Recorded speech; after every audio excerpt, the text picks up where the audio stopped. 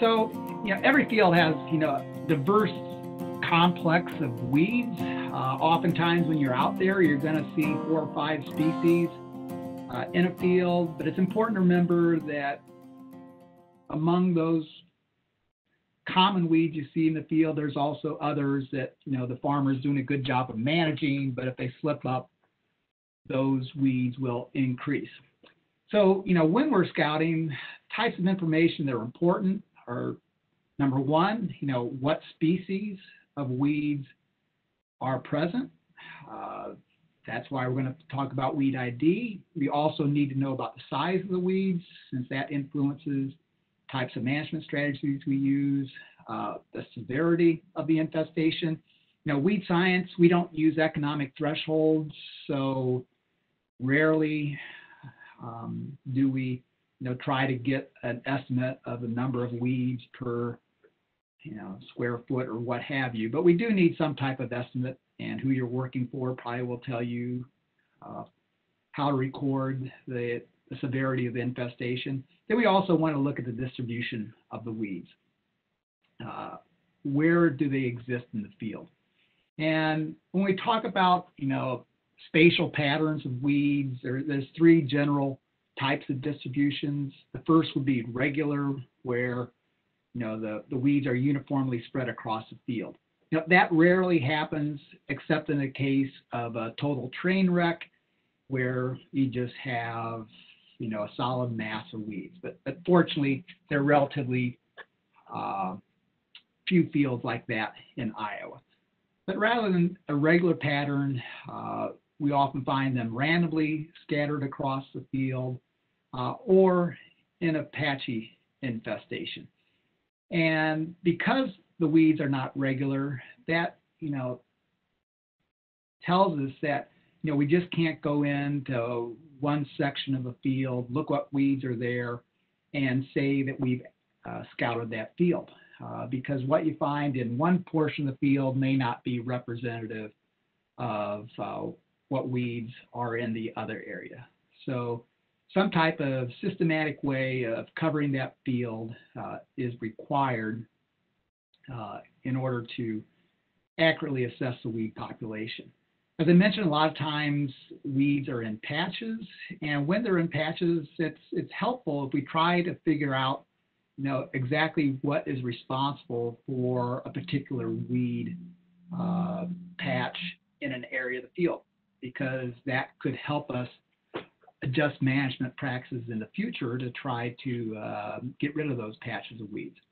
And so we'll go to our first poll question. So here we have an example of a soybean field, and you can't see the entire field in the actual picture, but when I encountered this field, it's, as you see there on the left, or on the right side of the screen, where in the lower part of the field there was a relatively large patch of velvetleaf.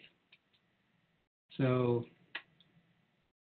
this patch could be due to non-performance of the herbicide, could be a sprayer skip, or another possibility is lack of crop competition. So when you see a patch like that, what do you think would be most likely to be the cause of those velvetleaf there? Most people say a sprayer skip, and I look at that pattern and I have a hard time explaining why there'd be a patch shaped like that if the sprayer was skipped. Because if we look, we can see it looks like down by the edge of the field, there's not any velvetleaf. That's not a pattern you'd expect to see from a sprayer, in my opinion. You see down here we have a stream. The field is draining down here.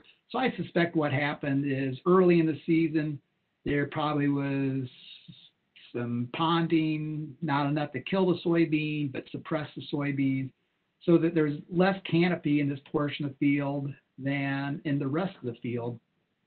And that allowed the velvetleaf to escape. The soybeans eventually came back. You can see the soybeans are still there. But that crop canopy is really important in helping suppress weeds. And anything that suppresses the canopy opens things up for weeds. Here in north central Iowa, we have lots of potholes in fields, and oftentimes those are the weediest areas. So, another cause of these circular patches like we see on the left, perennial weeds oftentimes are found in circular patches, since weeds like Canada thistle, hemp dogbane spread laterally by underground root systems, and so they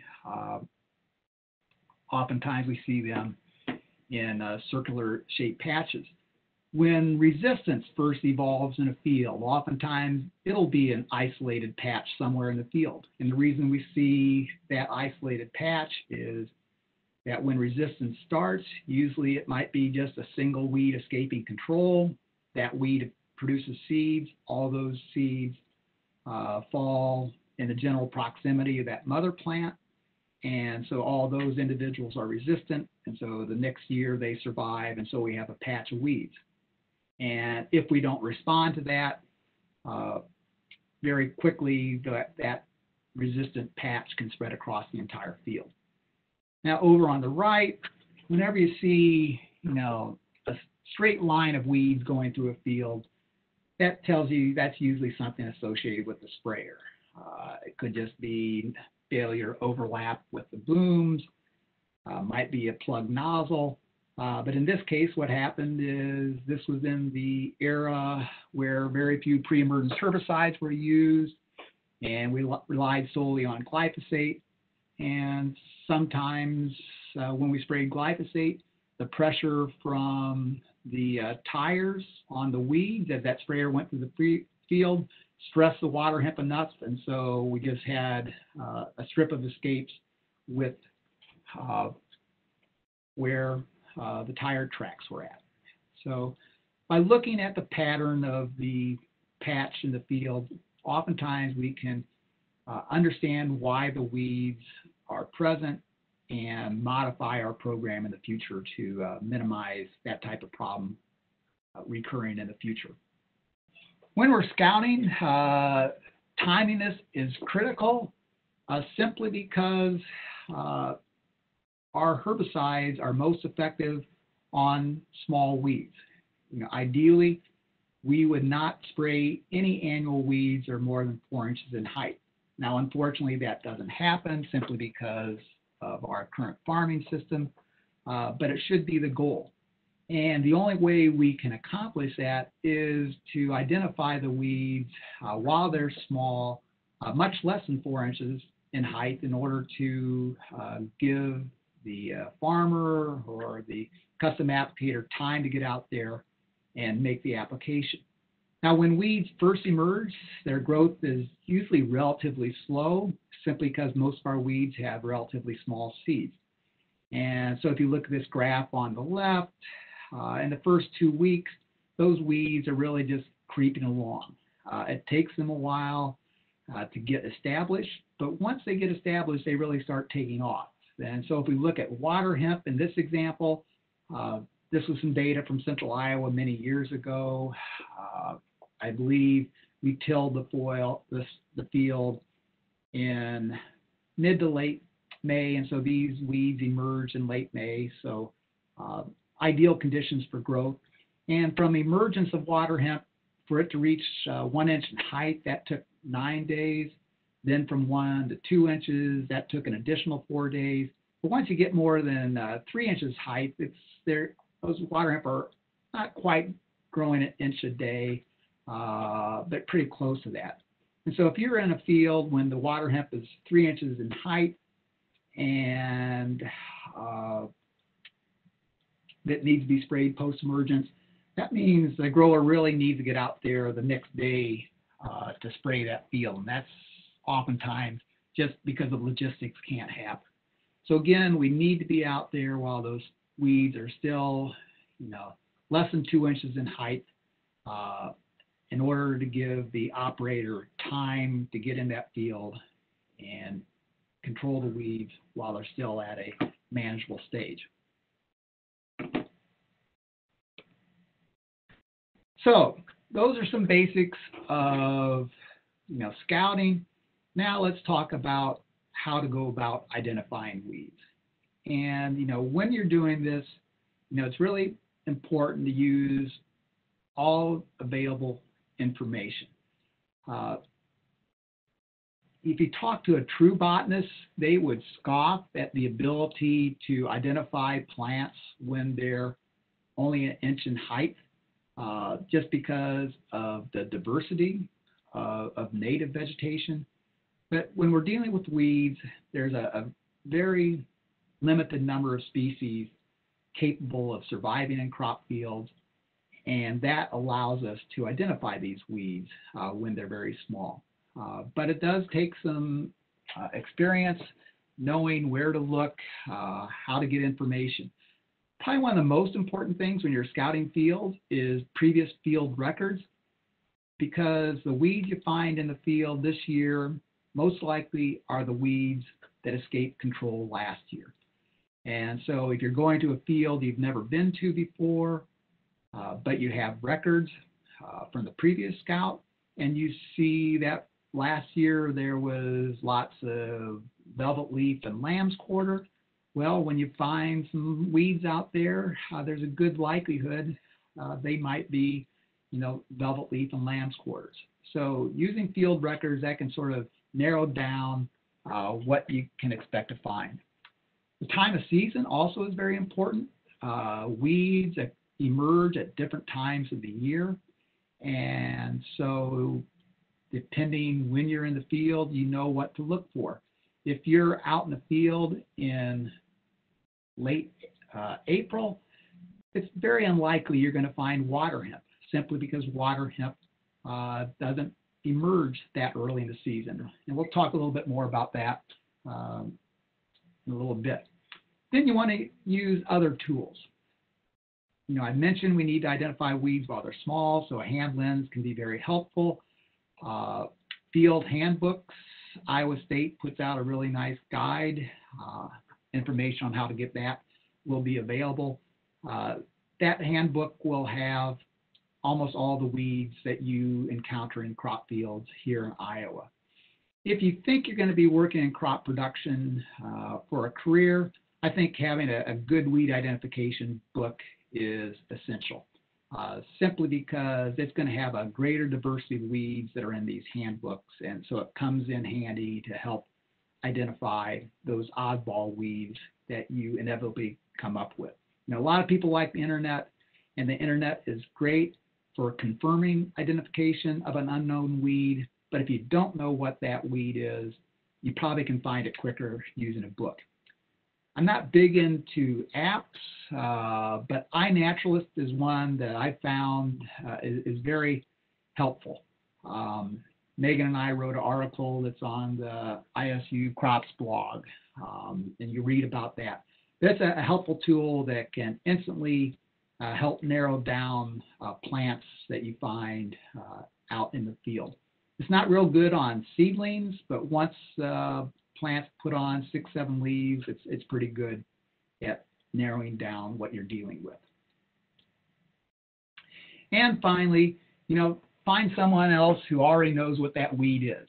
There's a few people like Megan and I that just love the challenge of identifying an unknown weed. And so find out who those people are in your area, and when in doubt, give them a call, send them a picture, and usually they'll be willing to help you out.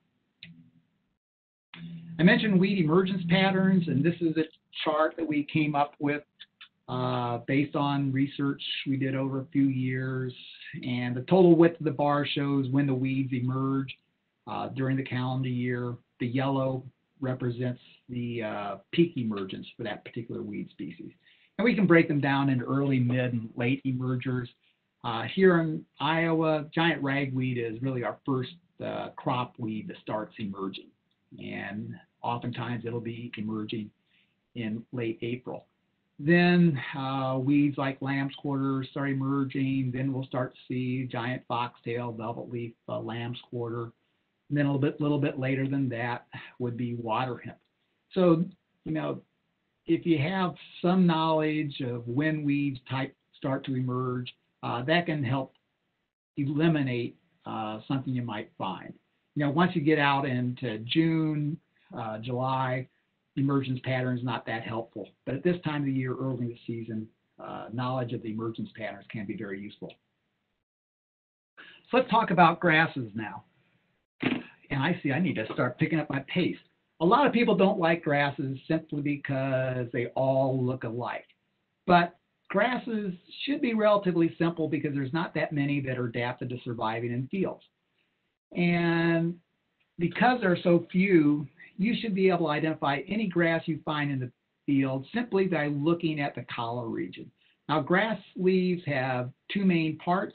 They have the sheath that holds the leaf blade to the grass stem. And so that's what we need to look at, the sheath and the blade. Now, at the juncture of the blade and the sheath, we have a ligule.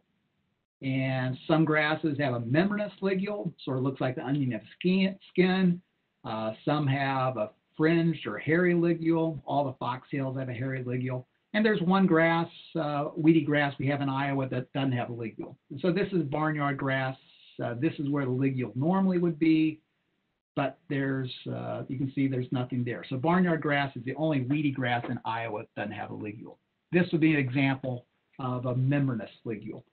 And on small grasses, the ligule is very small. Oftentimes you need to pull the grass leaf off the plant, carefully bend it over, use a hand lens, and then you should be able to see that type of ligule. So you identify the ligule, and then you look for the presence of hairs. And it's not just looking for whether or not it has hairs, but you look for where the hairs are located, how dense they are, how long they are. And by combining knowledge of the ligule and those hairs, you can identify every weedy grass you're going to find in a crop field. Now, this is giant foxtail, our most common weedy grass in Iowa. Every crop field in Iowa has giant foxtail.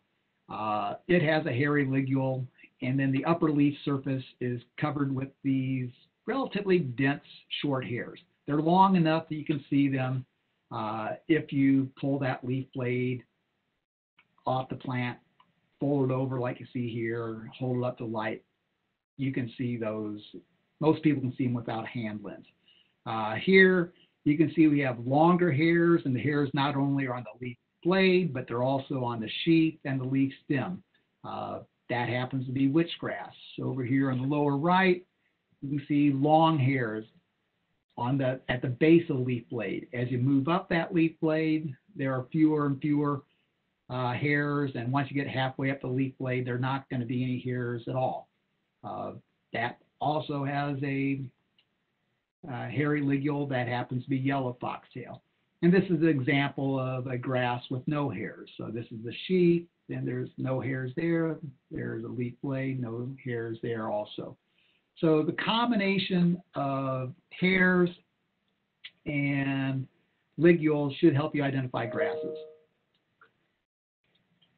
Now, oftentimes you'll be out there and the grasses are only one or two leaf, and it's really hard to see those structures.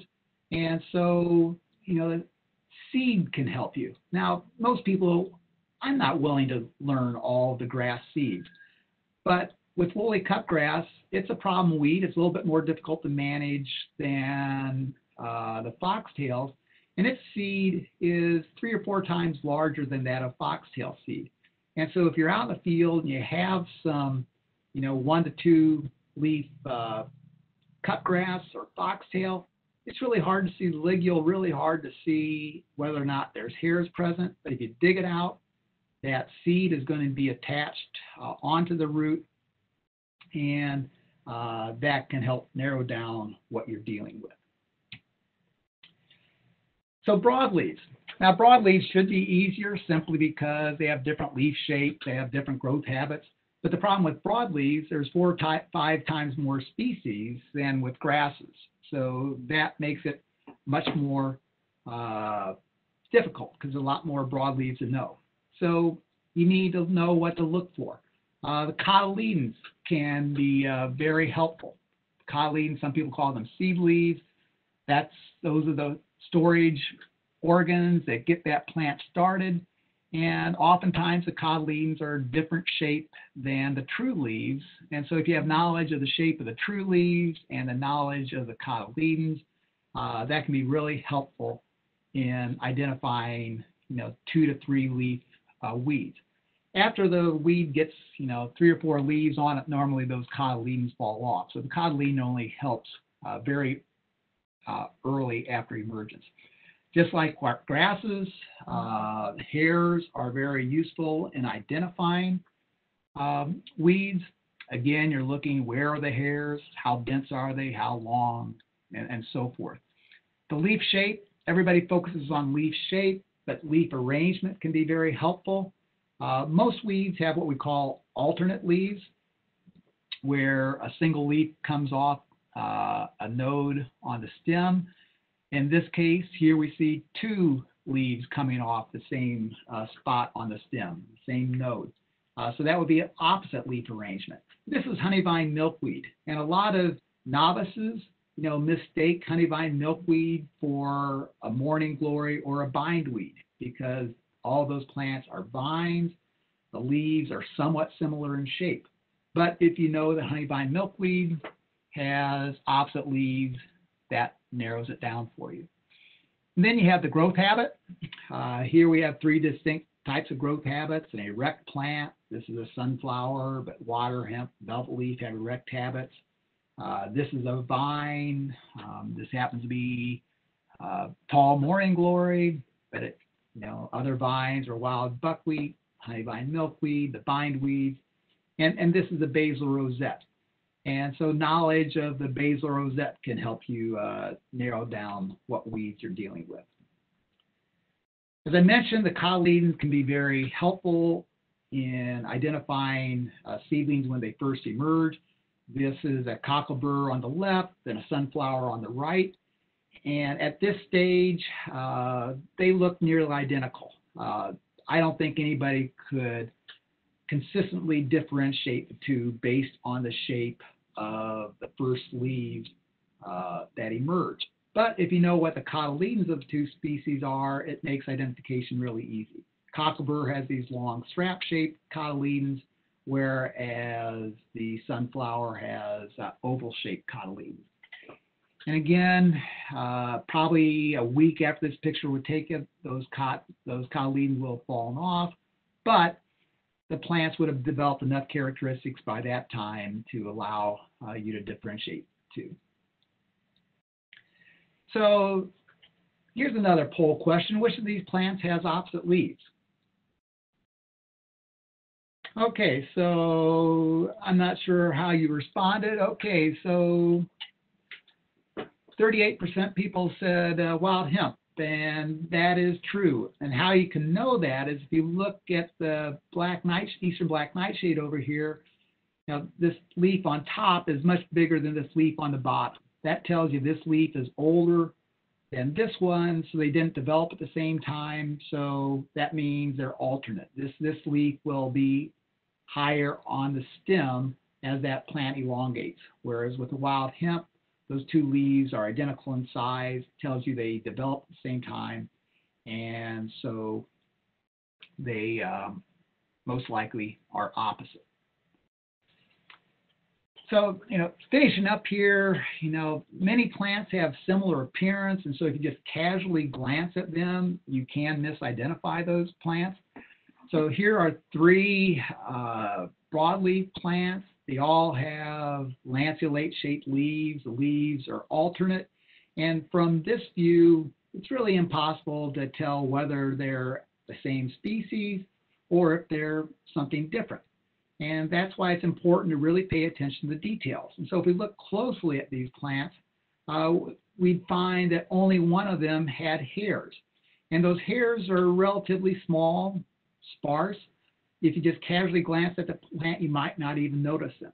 But one of them did have hairs, the other 2 were glabrous or lacked hairs. Looking closer again, we could find that 2 plants had what we call netted veination.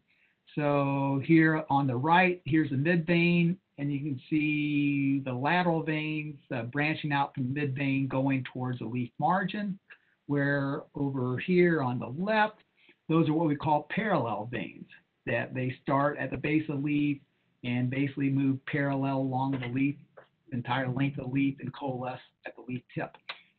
Parallel veins are a sign of, or a characteristic of a monocot. So even though those three plants all look like broadleaves, the one on the left here, that is a monocot.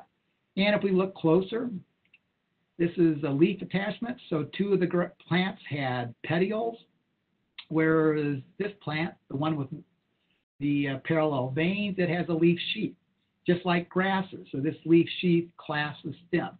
And so this plant is a monocot. And if we'd go into a monocot section of the book, we'd find that Asiatic dayflower is a monocot with lanceolate leaves. And then if we looked at those other plants, or looked at the other two plants, we'd see that they had an ochrea. And the ochrea is a structure found only on members of the smartweed family, the Polygonaceae family. So that tells us those two other weeds are smartweeds. We can go to our book, look up the smartweeds, and we'd find that a glabrous smartweed that we find in crop fields is Pennsylvania smartweed, whereas a pubescent one, such as up here, would be swamp smartweed. So we had Pennsylvania smartweed being lack of hairs, and the swamp smartweed with the hairs. So summarizing, managing weeds is critical for profitable crop production. Every field has a diverse weed population, but many times the management program eliminates the majority of those weeds, and one or two dominate the population. And that's why it's important to make sure you're competent in identifying all those other weeds that might be in the field. Now, accurate information is needed to make good decisions, what species, how large those weeds are, and their distribution within the field.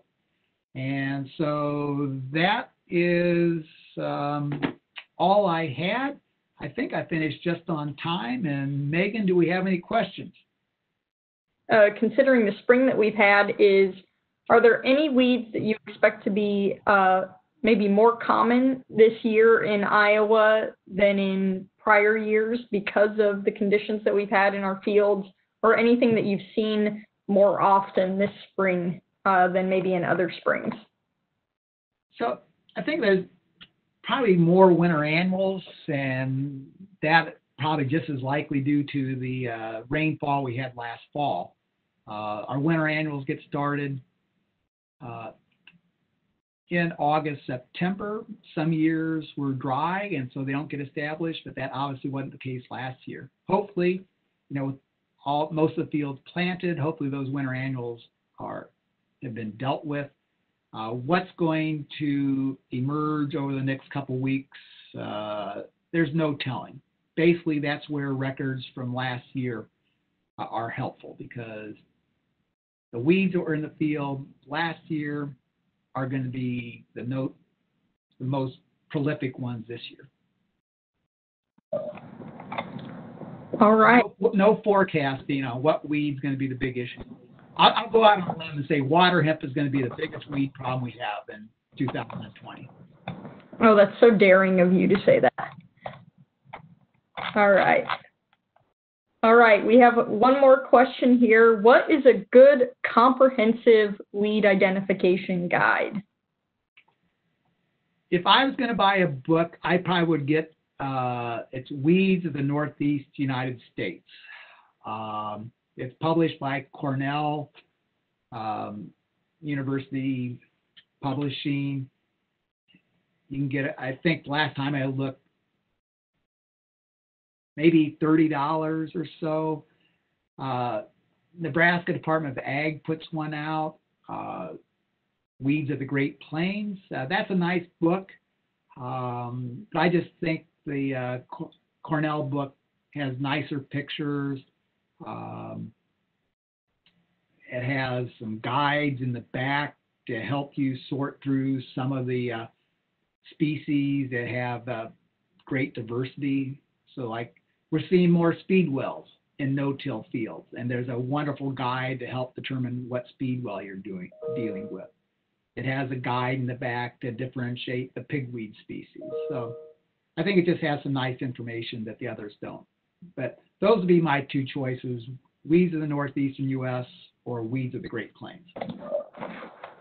And as long as we're on that subject of good resources for our attendees, do you have a suggestion for a good website, maybe with some nice photos, if somebody's going and trying to look online to confirm a weed?